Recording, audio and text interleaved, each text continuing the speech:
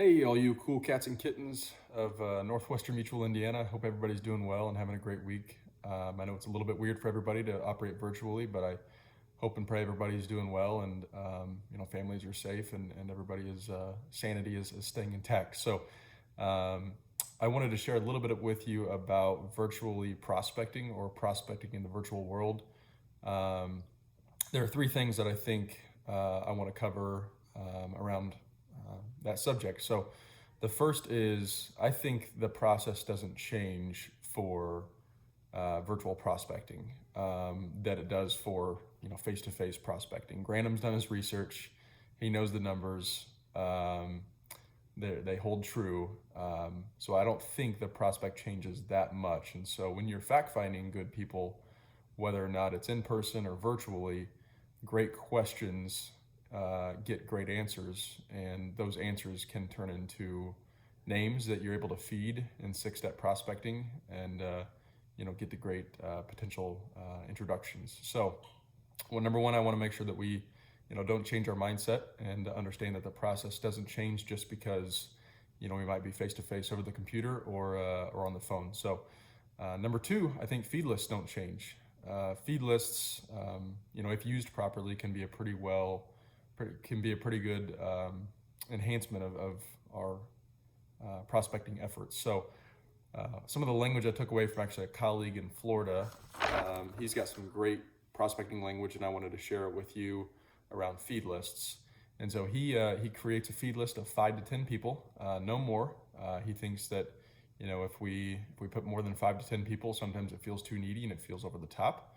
But he actually does his research on Facebook and not LinkedIn because he wants to know that the people he's meeting have great relationships and aren't necessarily cold individuals. So he puts 5 to 10 names on that list, and then he prepares it and puts it in front of his clients virtually, or sends it to them in an email, but in some way delivers that and says, we've done our research over time and we are in the people business. And I'd love to run some people by you that we are in the process of calling on. Are they great people? Are they great leaders? Are they great family members? Are they great business owners?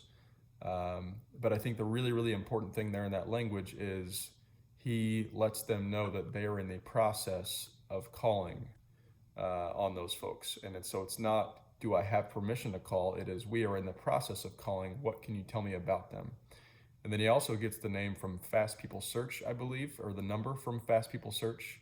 And he's able to use that to put on the feed list and have an immediate number. And they can cross-reference that number with what that individual might have just to make sure it's accurate. But again, it's not the permission, it's the expectation that they're going to call. And I thought that was pretty unique, compared to other language that I've heard. The third thing is that shouldn't change is kind of doing some strategic networking with people. One idea was sending an email with five or feed list of some people via email, and then having a 5-minute follow-up virtual call. I thought it was unique that since we're in a virtual world, we can have quick 5-minute calls with anybody. They don't have to drive 20 minutes to see us. We don't have to drive 20 minutes to see them, and we can have those calls pretty quickly, and we can do some recon on existing clients, send them some quick feed lists, and have these 5-minute calls. So those are things that haven't changed. Having good recon, having good kind of strategic networking, having feed lists, and then also prospecting through the fact finder. I don't think that process changes. What's different, in my opinion, is the business model becomes much larger. Proximity is no longer an issue for folks. And so, we can work with people wherever they are. I think that's such a unique advantage to what we have is, number one, we have a team that is unbelievable across the country. And so even younger advisors to veteran advisors can go out to the marketplace and say, I represent one of the largest firms in the country, and we have one of the most unbelievable teams, and I'm able to leverage that team no matter where we are. And so I think that's different is the mindset of proximity is no longer an issue. So when you're prospecting, it doesn't have to be within a 10-minute drive of you. It can be, in Connecticut. It can be in New York. It can be in California. It doesn't matter. The world is flat because of technology. I'm not that dumb, but anyway. So Yeah, business model doesn't change, it becomes much larger. And I think technology is our advantage.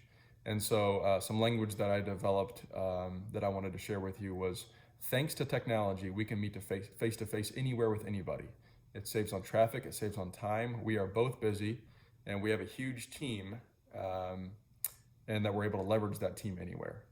And so when you're sharing that with people, when you're prospecting, it eliminates the objection of, well, I don't know anybody here locally. You can really nest in companies that might be represented in different states, and it opens up the floodgates for anybody and everybody. And I also think we don't think big enough for ourselves. And so again, we represent, one of the largest firms and one of only two AAA rated companies by Moody's with a stable outlook. The other is Microsoft. I've used that about 30 times in the last 2 weeks. Just letting people know that we are a quality company that has great resources to help our clients. And so think a little bit bigger for yourself and for your clients, and hope that helps. So have a great week, everybody.